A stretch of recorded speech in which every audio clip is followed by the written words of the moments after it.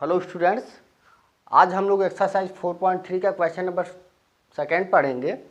और इस question number second में हम लोग द्विघात समीकरण जो है उसको सूत्र द्वारा सॉल्व करना सीखेंगे। इस बात में सबसे पहले देखिए, क्वेश्चन नंबर जो सेकेंड का फर्स्ट पार्ट है वो दिया 2x² - 7x + 3 = 0। तो हमने आपको सूत्र तो बताया नहीं, अभी हम लोग इसका जो फार्मूला है वो देख लेते हैं और फिर तब जाके हम इसको सॉल्व करेंगे।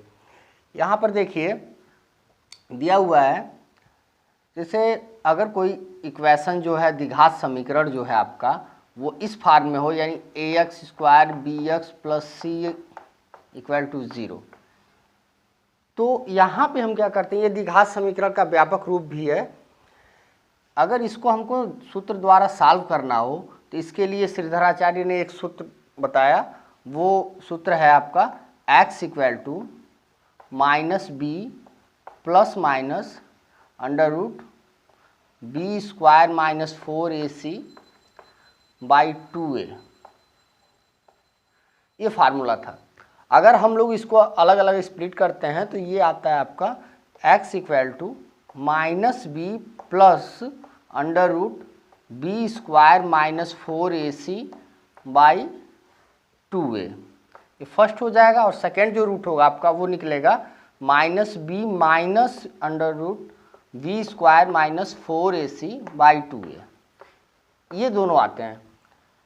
देखिए यहाँ पे b² - 4ac जो है डिस्क्रिमिनेंट है, विविक्तकर है, तो इसके जगह पे हम लोग d भी लिख सकते हैं। तो ये आ जाएगा ऐसे x = -b + √d, जहाँ d जो है डिस्क्रिमिनेंट है यानी विविक्तकर है, तो ये आ जाएगा 2a। और ये आपका हो जाएगा सेकेंड का जो पार्ट है -b - √d/2a, ये। तो इस तरह से हम लोग द्विघात समीकरण को इस सूत्र द्वारा सॉल्व कर सकते हैं।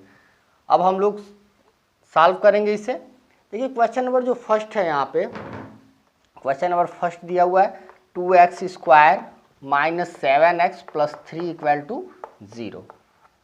हम क्या करेंगे, इस समीकरण की जो तुलना है इस इक्वेशन की वो ax² + bx + c = 0 से करेंगे। यहाँ लिख भी देते हैं समीकरण की तुलना ax² + bx + c = 0 से करने पर, जब इसका कंपेरिजन आप करते हैं तो यहाँ देखते हैं कि a की वैल्यू 2 मिलती है हमको, a = 2, b की वैल्यू -7 मिलती है और c की वैल्यू जो होती है आपकी वो 3 फाइंड होती है। अब इसके बाद हम लोग फार्मूले का यूज कर लेते हैं। हमको मालूम है कि x = होता है -b + -√b² - 4ac/2a। यहाँ से थोड़ा सा इसको चेंज करके हम लोग डायरेक्ट जो है फार्मूले में वैल्यू रख लेते हैं। b की वैल्यू -7 है, तो ये -7 + -√b² - 4ac।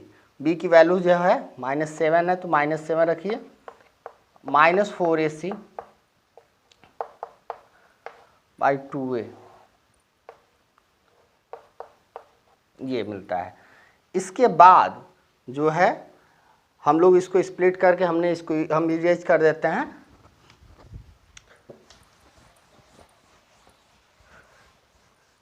अब इसको जब सॉल्व करते हैं तो ये आता है x = देखिए यहाँ माइनस है और ये माइनस मिलके प्लस हो जाएगा, तो 7 ±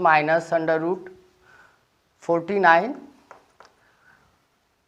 - 24/4।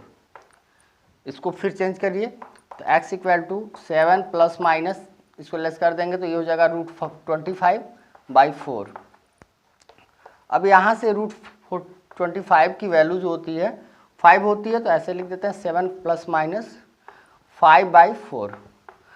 क्योंकि इसका रूट निकल जा रहा है इसलिए हम इसको स्प्लिट कर देते हैं। अगर रूट नहीं निकलता तो हम इसको यहीं तक आंसर मान लेते हैं। ये हो जाएगा x = 7 + 5/4 फर्स्ट हो जाएगा आपका, और ये होगा सेकेंड जो होगा 7 - 5/4, बिकॉज जो यहाँ पे साइन लगे हुए हैं तो एक बार प्लस और एक बार माइनस हम यूज करेंगे। तो x = 12/4 और x = आपका होगा 2/4। x = अब यहाँ से इसको 3 हो जाएगा ये, और ये हो जाएगा 1/2। ये आपका आंसर है। तरह से हम लोग सूत्र का उपयोग करके द्विघात समीकरण को सॉल्व कर सकते हैं। अब इसमें का जो पार्ट सेकेंड है वो देखते हैं कैसे सॉल्व होगा। यहाँ इरेज कर देते हैं। देखिए ये बहुत ही इजी है और बस आपको थोड़ा सा इसमें केयर करने की आवश्यकता है, वहाँ से आपको ये समझ में आ जाएगा। जो इसका सेकेंड पार्ट है, देखिए क्वेश्चन नंबर सेकेंड का सेकेंड, ये दिया हुआ 2x² plus x minus 4 equal to 0। बार बार इसको कंपेरिजन जैसे उसमें हमने पहले क्वेश्चन में किया था वैसे ही कर लेंगे। यहाँ पे देखते हैं आप कि a की वैल्यू जो है वो कंपेरिजन करेंगे ax² plus bx plus c equal to 0 से, तो a की वैल्यू हमको 2 मिलेगी, b की वैल्यू जो होगी 1 होगी और c की वैल्यू जो है -4 है। अब इसको हम इक्वेशन में मान रख लेते हैं, जो द्विघात समीकरण का सूत्र है उसमें रख दें हैं। तो x equal to -b plus minus √b² minus 4ac/2a। यहाँ से वैल्यू रख लें तो -1 हो जाएगा ये आपका, प्लस माइनस -4ac, तो 4 2 इंटू सी की वैल्यू -4 है 2a, तो 2 इंटू ए की वैल्यू जो है 2 है, इसको रखेंगे तो ये आएगा -1 प्लस माइनस, यहाँ से देखिए ये 1 हो जाएगा और ये माइनस माइनस मिलके प्लस हो जाएगा, मल्टीप्लाई हो रहा है तो इसको मल्टीप्लाई कर लेते हैं। 4 4 जा 16, 2 जा 32 अपॉन 4, x इक्वल टू यहाँ लिखेंगे। और इसके बाद जब ही इसको हम ऐड करते हैं तो ये आता है आपका x equal to -1 plus minus √33/4। यहाँ से आप जानते हैं कि जो 33 है वो कंप्लीट स्क्वायर नहीं है। जब कंप्लीट स्क्वायर नहीं है तो इसको हम जो है यहीं पे छोड़ देंगे, यही जो है आपका आंसर हो जाएगा, यानी x की जो वैल्यू होगी वो इतनी आ जाएगी। ठीक इसी तरह से अगर ये कंप्लीट स्क्वायर होता है, इसका रूट हम लोग फाइंड कर लेते, तब हम इसको स्प्लिट कर देते, अलग अलग कर देते। तो अगर नहीं हो पाता है तो इसको यहीं छोड़ देंगे और यही आपका इक्वेशन हल हो जाएगा, इसका आंसर आ जाएगा। अब इसको इरेज करते हैं। अब क्वेश्चन नंबर इसमें का जो थर्ड पार्ट है वो देखिए।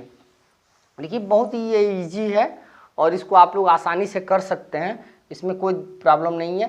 क्वेश्चन नंबर जो सेकेंड का थर्ड पार्ट है, इसमें देखिए दिया हुआ है 4x² plus 4√3x plus 3 equal to 0। यहाँ से उसी तरह से जैसे हमने पहले क्वेश्चन में किया कि इसकी हम इसका तुलना करेंगे, इस समीकरण इसकी कंपेरिजन करेंगे x² plus bx plus c equal to 0 से, और जब कंपेरिजन होगा तो ये आपका a की जो वैल्यू यहाँ पे आएगी 4 हो जाएगी, b की वैल्यू 4√3 और c की जो वैल्यू आएगी वो 3 हो जाएगी। अब यहाँ से जो सूत्र है उसमें मान रखते हैं, तो x इक्वल टू फार्मूला है आपका -b plus minus √b² minus 4ac/2a, ये आपका फार्मूला बनता है। इसमें हमने वैल्यू रखा, तो x इक्वल टू -b तो -4√3 हो जाएगा, प्लस माइनस √b², तो v की वैल्यू जो है 4√3 है, 4√3 का स्क्वायर रखेंगे, -4ac, 4a की वैल्यू 4 है और c की वैल्यू जो है 3 है, बाई 2a, 2 और a की वैल्यू जो है आपकी वो आई 4। इसको सॉल्व करते हैं, हमने सबकी जगह सबकी वैल्यू बस रखी है और आप अब इसको आसानी से हम लोग सॉल्व कर सकते हैं। तो x की वैल्यू जो है आपकी वो आएगी -4√3 प्लस माइनस √ इसमें वैल्यू रख लेते हैं, तो 4 4 जा 16, देखिए 4 का स्क्वायर होगा तो 16 होगा और √3 का 3 हो जाएगा, तो ये हो जाएगा आपका 48 माइनस, ये भी आपका 48 आ जाएगा मल्टीप्लाई करने पे, बाई 8। यहाँ से ये चेंज हो जाएगा आपका x equal to -4√3 plus minus ये 0 हो गया बाई 8।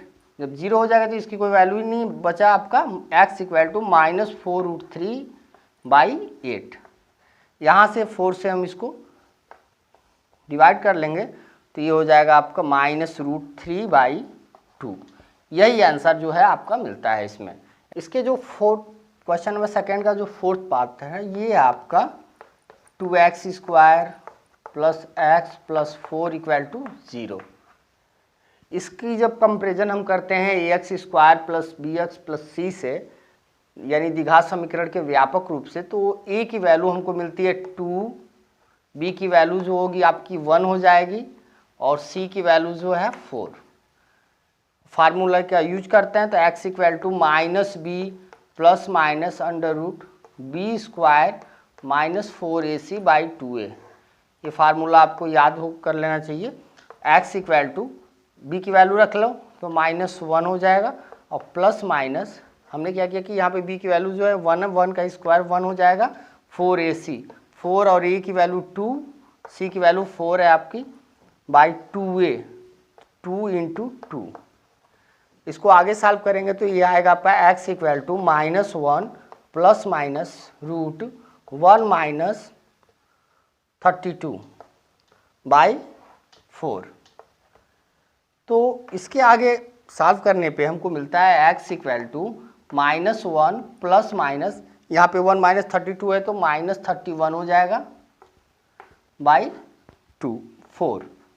देखो जब रूट में माइनस आता है यानी इसका मतलब ये काल्पनिक संख्या है, और जब काल्पनिक संख्या है तो इसका जो आंसर होगा यहीं पे हो जाएगा। यानी इसका आंसर आया, एक्स की वैल्यू जो मुझे मिली वो है x equal to -1 plus minus under root -31 by 4। तो इस तरह से क्वेश्चन नंबर सेकेंड जो है आपका पूरा सॉल्व हो गया। देखिए क्वेश्चन नंबर जो थर्ड है आपका, इसमें हमको मूल ज्ञात करने हैं और मूल हम दो तरीके से फाइंड कर सकते हैं। या तो हम सूत्र का उपयोग कर लें, और नहीं अगर हम सूत्र का उपयोग करते हैं तो हम क्या करते हैं, इसको फैक्टराइज कर देते हैं और फैक्टराइज करके तब हम इसका मूल ज्ञात करते हैं। हालांकि क्वेश्चन में ये नहीं दिया गया है कि हमको सूत्र द्वारा ज्ञात करना है या फैक्टराइज करके, तो आप किसी भी मेथड का उपयोग करके इसको सॉल्व कर सकते हैं। अब क्वेश्चन नंबर थर्ड का जो पार्ट फर्स्ट है, इसमें दिया हुआ है, देखिए ये है x minus 1 by x equal to 3। यहाँ पे दिया हुआ है x is not equal to 0, यानी x की वैल्यू 0 नहीं होनी है यहाँ पे। अब इसको सॉल्व करते हैं तो पहले हम इसको सब्ट्रैक्ट कर लेते हैं, तो ये होगा आपका x square minus 1 by x equal to 3। Multiply करेंगे तो x square minus 1 equal to 3x। Transfer कर लेते हैं इसे, तो x square minus 3x minus 1 equal to 0। आप देखें इसका, क्या इसका फैक्टराइज जो है पॉसिबल है करना, क्योंकि यहाँ पे 1 है और यहाँ पे 3 है, तो इसका फैक्टराइज जो है वो इजी नहीं है या संभव नहीं है। इसके लिए हम लोग सूत्र का उपयोग कर लेंगे। तो जब हम इस क्वेश्चन की जो तुलना है वो a x square b x plus c equal to 0 से करते हैं, तो ए की जो वैल्यू होती है वो मिलती है हमको 1, बी की जो वैल्यू होती है वो -3 और सी की जो वैल्यू मिलती है वो -1 होती है। इक्वेशन का उपयोग कर लेते हैं, x equal to minus b plus minus root b square minus 4ac by 2a। यहाँ से वैल्यू रखते हैं तो x equal to minus b है तो माइनस और -3 रखेंगे तो प्लस हो जाएगा, ये आपका रख भी देते हैं, -3 प्लस माइनस अंडर रूट -3 का स्क्वायर हो जाएगा, ये आपका -4ac।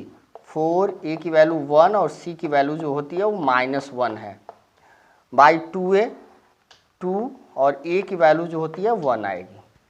इसको सॉल्व करें तो ये आएगा आपका x equal to minus minus plus हो जाएगा 3 प्लस माइनस रूट 9 और ये प्लस होगा आपका 4, यहाँ से चेंज हो जाएगा तो ये 4 हो जाएगा बाई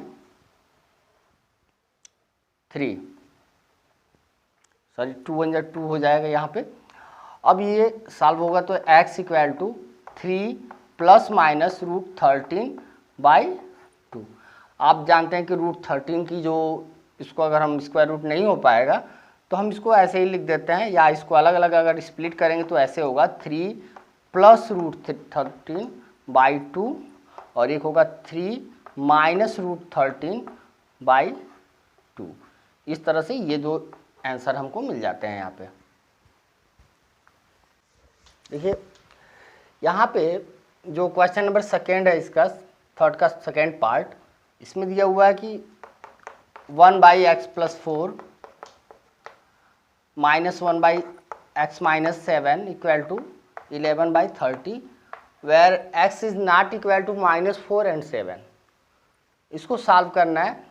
तो सबसे पहले हम इसको फैक्टराइज करने से पहले इसको हम इक्वेशन बनाते हैं। इसका जो क्वाड्रेटिक इक्वेशन बनेगा यानी द्विघात समीकरण में इसको चेंज कर लेंगे और तब जाके हम इसका फैक्टर करेंगे। तो सबसे पहले फ्रैक्शन के जैसे इसको सॉल्व कर लीजिए। देखिए x-1 का मल्टीप्लाई होगा तो x-1 माइनस एक्स प्लस 4 का हो जाए तो आगे माइनस से साइन चेंज हो जाएंगे। ये होगा -x-4 मल्टीप्लाई कर लेते हैं तो ये होगा आपका x² -7x plus 4x -28 equal to 11/30।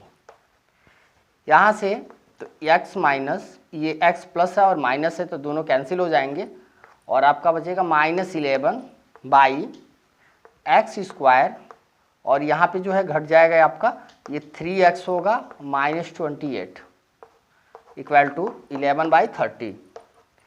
देखिए 11 से 11 को हम लोग यहाँ डिवाइड करें तो यहाँ पे -1 होगा आपका ये -1/x² -3x -28 इक्वल टू 1/30। 11 से 11 में हमने डिवाइड कर दिया दोनों तरफ।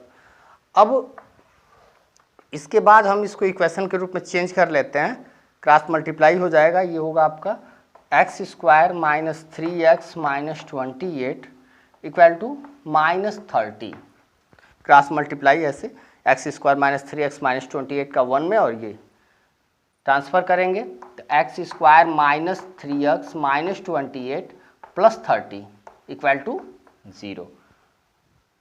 इसको जब आगे ले जाते हैं तो ये हो आपका -3x रह जाएगा और ये जो है आपका लेस हो जाएगा तो ये 2 बचेगा इक्वल टू 0। यहाँ से इसका फैक्टराइज जो है आसान है, हमको सूत्र का उपयोग नहीं करना होगा। देखिए 2 है और हमको 3 फाइंड करना तो हो जाएगा x² -2x -x -3x हो जाएगा plus 2 equal to 0। x common होगा आपका तो x -2 माइनस यहाँ 1 कॉमन हो जाएगा तो ये x -2 equal to 0। x -2 common हो जाएगा बचेगा क्या x -1 इक्वल टू 0। इसका कंपेरिजन कर लेते हैं। व्हेन x -2 इक्वल टू 0 तब x इक्वल टू 2 हो जाएगा और x -1 इक्वल टू 0 तब x इक्वल टू आपका 1 हो जाएगा। इस तरह से हमको x की वैल्यू मिलती है x इक्वल टू 2 एंड 1। ये आपका आंसर है। क्वेश्चन नंबर 4 जो है आपका वर्ड प्रॉब्लम है और यहाँ पे क्वेश्चन दिया हुआ कि 3 वर्ष पूर्व रहमान की जो आयु का व्युत्क्रम है वो आपसे 5 वर्ष बाद आयु के व्युत्क्रम का योग दोनों का जो योग है वो 1/3 है। उसकी वर्तमान आयु ज्ञात कीजिए। तो सबसे पहले देखिए कभी भी इक्वेशन आते हैं तो वर्ड प्रॉब्लम जो होते हैं उसको हमको इक्वेशन रूप में चेंज करने होते हैं और जब इक्वेशन में हम उसको चेंज कर लेते हैं तो सिंपली वो सॉल्व हो जाएगा। कभी भी आयु से संबंधित अधिक प्रश्न जो होते हैं, एज से रिलेटेड जो क्वेश्चन होते हैं वो अधिक आते हैं एग्जाम में, तो इसके लिए इसको थोड़े अच्छे से समझते हैं। देखिए रहमान की कह रहा है कि 3 वर्ष पूर्व, तो सबसे पहले हमको जो फाइंड करना होता है उसको हम लेट करते हैं। यहाँ पे मान लेते हैं कि दिया है कि उसकी वर्तमान आयु ज्ञात कीजिए, यानी मतलब हमको क्या निकालना है, वर्तमान आयु, ये फाइंड करना है। तो वर्तमान आयु जो प्रेजेंट एज निकालनी है तो हम मान लेते हैं यहाँ पे लेट रहमान की वर्तमान आयु मतलब प्रेजेंट एज जो है वो equal to x year, x वर्ष है। रहमान की वर्तमान आयु मान लेते हैं x वर्ष है। अब सोचिए कि 3 वर्ष पहले कह रहा है, तब 3 वर्ष पूर्व आयु निकालते हैं। अब इस समय जो आयु है वो x है, तो 3 साल पहले कितनी रही होगी, तो हम इसमें से 3 लेस कर देंगे, x -3 ईयर हो जाएगी एज इसकी। और फिर कह रहा है अब इसके जो है 5 वर्ष बाद, तो 5 वर्ष बाद का मतलब इस समय x है प्रेजेंट आयु, तो 5 वर्ष बाद क्या होगा, तो क्या करेंगे हम यहाँ पे 5 जो है ऐड कर लेंगे, तो 5 वर्ष बाद का निकल जाएगा। उससे पहले हम लोग देख रहे हैं कि 3 वर्ष पूर्व आयु कितनी है, x -3, तो इसका व्युत्क्रम क्या हो जाएगा, ये व्युत्क्रम भी फाइंड कर लेते हैं। तो व्युत्क्रम इक्वल टू हो जाएगा, व्युत्क्रम का मतलब 1/x -3 है, ये हो जाएगा। फिर इसी तरह से जैसे वर्तमान आयु x है तो 5 साल बाद कितनी होगी, इसके लिए हम 5 ऐड कर लेते हैं उसमें, तब 5 वर्ष बाद आयु। तो देखिए इस समय जो उसकी एज है वो x है, तो 5 साल बाद कितनी होगी, तो 5 हम ऐड करेंगे यहाँ पे, x + 5 ईयर, ये निकल के आएगा। फिर इसका व्युत्क्रम हम फाइंड करेंगे, तो व्युत्क्रम इक्वल टू ये होगा 1/x + 5। आप देख रहे हैं कि ये 3 वर्ष पूर्व जो आयु का व्युत्क्रम है 1/x - 3 है, और 5 वर्ष बाद आयु का जो व्युत्क्रम है 1/x + 5 है। अब क्वेश्चन हमारा यही है कि 3 वर्ष पूर्व जो आयु का व्युत्क्रम है और 5 वर्ष बाद जो आयु का व्युत्क्रम है, दोनों का जो सम है 1/3 है। तो प्रश्नानुसार यहाँ से हमारा इक्वेशन बन जाएगा ये। देखिए इस समय ये 3 वर्ष पूर्व जो आयु का व्युत्क्रम है वो आ रहा है 1/x - 3 प्लस 5 वर्ष बाद का 1/x + 5, और दोनों मिला के कितने हो जा रहे हैं, ये हो रहा है आपका 1/3। सॉल्व करेंगे इसको, तो x + 5 + x - क्रॉस मल्टीप्लाई कर लेते हैं 3, इसको यहाँ सॉल्व कर लेते हैं, जगह कम पड़ रही। देखिए यहाँ पे सॉल्व करेंगे तो इसको क्रॉस मल्टीप्लाई कर लेते हैं, क्रॉस मल्टीप्लाई होगा तो ये होगा x + 5 और x - 3 का 1 में, तो x - 3 बाई x², दोनों का नीचे का मल्टीप्लाई डिनोमिनेटर का, तो x² + 5x - 3x + 15, सॉरी -15 होगा, ये माइनस है, इक्वल टू 1/3। यहाँ x मिलकर 2x होगा, और इसको लेस करेंगे तो 2 बचेगा। नीचे जो है आपका x², यहाँ 5x में से 3x लेस करेंगे तो 2x बचेगा, ये -15 इक्वल टू 1/3। क्रॉस मल्टीप्लाई करेंगे तो ये हो जाएगा x² + 2x - 15 यहाँ पे है,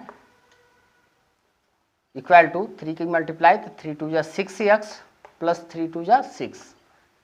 अब क्या कीजिए यहाँ कि इसको एक तरफ ट्रांसफ़र करके इक्वेशन बना लेते हैं, x² + 2x, और यहाँ 6x है तो ये आएगा तो -6x, -15 इधर है और ये आएगा -6 हो जाएगा, इक्वल टू 0। यहाँ से इक्वेशन बनाएंगे तो x², इसको लेस करेंगे तो -4x होगा, और -21 इक्वल टू 0। अब हम इसका जो द्विघात समीकरण का सूत्र द्वारा हम लोग हल कर रहे थे या फैक्टराइज करके, वैसे ही ये आपका द्विघात समीकरण बन गया। और जब द्विघात समीकरण बन जाएगा तो हम लोग इसका फैक्टराइज इसको कर लेंगे और x की वैल्यू फाइंड कर लेंगे, वही हमारा आंसर होगा। तो इस तरह से अब हम इसको फैक्टराइज करते हैं, तो देखिए x² - 7x + 3x जो होगा 7 × 3 = 21 हो जाएगा, और 7 में से 3 4 आ जाएगा, -21 इक्वल टू 0। अब x कॉमन करेंगे तो ये होगा आपका x - 7 + 3, यहाँ कॉमन होगा तो ये भी हो जाएगा x - 7 इक्वल टू 0। ये आप इतना हम इसको इरेज करते हैं, लिखते हैं, यहाँ x - 7 दोनों में कॉमन है तो होगा आपका x - 7 और बच जाएगा आपका x + 3 इक्वल टू 0। अब 0 से कंपेरिजन करते हैं तो when x + 3 equal to 0, x equal to -3, लेकिन जो एज होती है वो निगेटिव नहीं होती, तो ये आप अमान्य हो जाएगा, नॉट एक्सेप्ट होगा। और उसके बाद जो सेकंड है इसका when x - 7 इक्वल टू 0, तो ये आपका x इक्वल टू 7 हो जाएगा, यानी x की वैल्यू कितनी आई 7, और हमसे पूछा जा रहा था कि उसकी प्रेजेंट एज क्या है, और हमने प्रेजेंट एज क्या मानी, x मानी। जब x मानी तो देयरफॉर रहमान की वर्तमान आयु बराबर x बराबर 7 वर्ष, ये आपका 7 ईयर जो होगा वही आंसर होगा। इस तरह से क्वेश्चन नंबर 4 जो है सॉल्व हो जाएगा। देखिए क्वेश्चन नंबर 5 में हम इसको 2 तरीके से सॉल्व कर सकते हैं। हालांकि हम इसको द्विघात समीकरण में पढ़ रहे हैं, यानी द्विघात समीकरण में आपको पहले चैप्टर में मैंने बताया था कि द्विघात समीकरण में 1 वेरिएबल होता है। अगर हम इसको 2 वेरिएबल पे के आधार पे सॉल्व करें तभी ये सॉल्व हो जाएगा, लेकिन चैप्टर के अनुसार जो है हम इसको 1 वेरिएबल में इसको सॉल्व करना है, तो इसलिए हम इसमें हमेशा 1 वेरिएबल ही मानेंगे, क्योंकि ये द्विघात समीकरण का क्वेश्चन है, यानी 1 वेरिएबल होना चाहिए इसमें। तो कह रहा है कि एक क्लास में शेफाली के गणित और अंग्रेजी में प्राप्त किए गए अंकों का जो योग है वो 30 है। यदि उसको गणित में इतना अंक अधिक और ये मिलते तो उसके अंकों का गुणनफल इतना होता, उसके विषयों में प्राप्त किए गए अंक ज्ञात कीजिए। देखिए आप क्वेश्चन अच्छे से पढ़ लें पहले, और हमको फाइंड क्या करना है, सबसे पहले हमको निकालना क्या है, ये हम ढूंढते हैं। तो दोनों विषयों में प्राप्त किए गए अंक ज्ञात कीजिए। तो हमको दोनों विषयों में जो अंक उसने मिला है उसको वो फाइंड करना है, और साथ में हमको दिया क्या गया है कि उसके अंकों का जो योग है वो 30, यानी दोनों के मार्क्स मिला के दोनों सब्जेक्ट के वो हैं 30 मार्क्स। तो मान लेते हैं कि एक में उसको x मार्क मिला, तो अगर एक में उसको x मार्क मिले तो क्या होगा, सेकेंड में क्या होगा, सेकेंड में 30 में से x कर देंगे। मान लेते हैं यहाँ, माना गणित में यानी मैथ में जो प्राप्त अंक होगा आपको, प्राप्त अंक इक्वल टू x। जब इसको मैथ में x मिला, x मार्क्स, तो इंग्लिश में कितना मिलेगा, यहाँ लिखेंगे तब अंग्रेजी में प्राप्त अंक, ये जो आएगा, हम जानते हैं कि दोनों का सम जो है 30 है, दोनों को जोड़ने पे 30 आ रहा है। तो जो अंग्रेजी का अंक हम निकालेंगे उसमें से क्या करेंगे, इसको 30 में से इस x को लेस कर देंगे, यानी गणित के जो अंक होंगे वो x हो जाएंगे और अंग्रेजी के अंक जो होंगे वो 30 माइनस x हो जाएंगे। सबसे इजी मेथड, इस तरह से आप लोग समझ भी सकते हैं। तो गणित के अंक x और अंग्रेजी के अंक जो हैं मतलब मार्क्स जो हैं वो 30 माइनस x, यानी इसके अंक x आ रहे हैं और इसके अंक जो हैं 30 माइनस x। अब यहाँ से कह रहा है कि यदि इसको गणित में 2 अंक अधिक, न्यू नया अंक ऐसे लिख देते हैं, पुनः 2 अंक अधिक होने पर,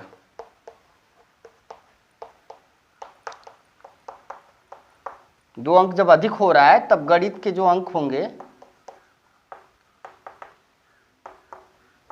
देखिए गणित का हमने x माना था और 2 अंक अधिक हो जा रहा है तो कितना हो जाएगा, x प्लस 2।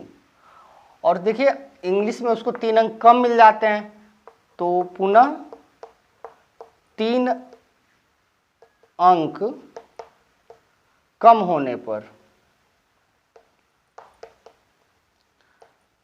पर अंग्रेजी के अंक,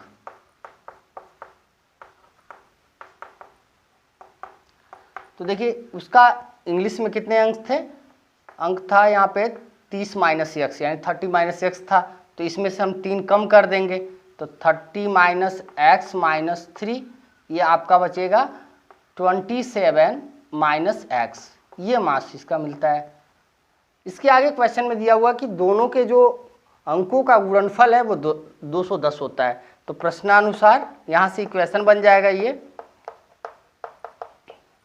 देखिए सबसे पहले गणित का जब 2 अंक कम हुआ तो गणित के अंक कितने हैं, x प्लस 2, तो x प्लस 2, और सॉरी अधिक हुआ तो 2 अंक अधिक है तो x प्लस 2, और जो अंग्रेजी के अंक हैं वो हैं 27 माइनस x, दोनों मिला के दोनों का जो गुणनफल है वो 210 आ रहा है, 210। अब यहाँ से इसको हम दोनों का मल्टीप्लाई करके इक्वेशन बना लेंगे, तो ये होगा आपका 27x minus x square plus 54 minus 2x equal to 210। आप लोग इसको नोट कर लिए होंगे, हम इरेज कर देते हैं इसे।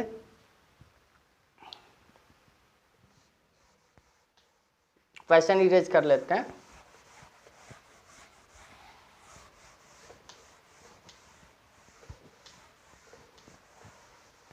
देखिए यार, यहाँ से इसको इक्वेशन में चेंज करते हैं तो ये आएगा आपका माइनस एक्स स्क्वायर, और ये माइनस 2x है और ये 27 है, तो घट जाएगा 25x, और ये आपका बचेगा प्लस 54, 210 को ट्रांसफर करेंगे तो माइनस 210 इक्वल टू 0। यहाँ minus x square plus 25x और लेस कर देंगे इसको, तो माइनस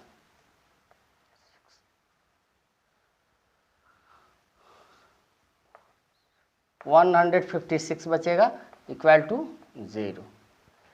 सबसे पहले यहाँ माइनस है तो माइनस कॉमन कर लीजिए या माइनस से मल्टीप्लाई कर लेते हैं। तो माइनस से मल्टीप्लाई करेंगे तो ये होगा एक्स स्क्वायर, ये माइनस 25x आ जाएगा और ये प्लस 156 आ जाएगा इक्वल टू 0।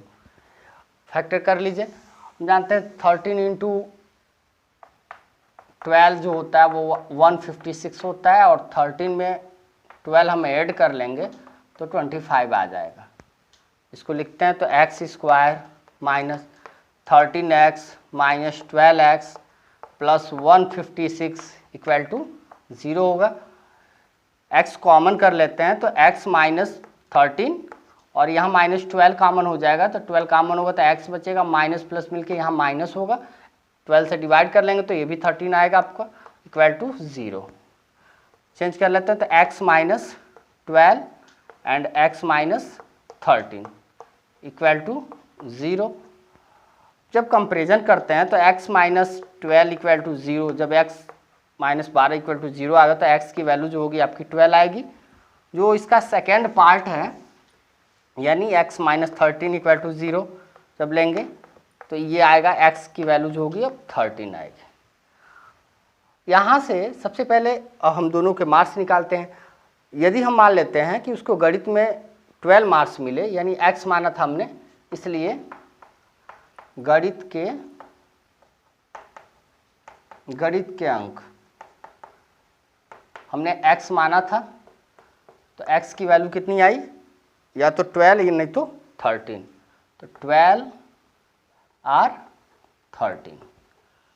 और इंग्लिश के निकालेंगे तो अंग्रेजी के जो अंक आएंगे उसको हमने माना था 30 माइनस एक्स। तो देखिए यहाँ से 30 में से अगर हम 12 को करेंगे तो 18 आ जाएगा। अलग अलग कर लेते हैं। देखिए 30 माइनस 12 एक हो जाएगा और एक हो जाएगा 30 माइनस 13। तो या तो 18 मार्क्स और नहीं तो 17 मार्क्स। ये दो आंसर इसमें आते हैं कि जो गणित के अंक होंगे उसके 12 या 13 यानी 12 और 13 होंगे और इंग्लिश के जो उसके अंक होंगे वो होंगे 18 और 17। इस तरह से ये क्वेश्चन सॉल्व होता है। ये आपका आंसर है।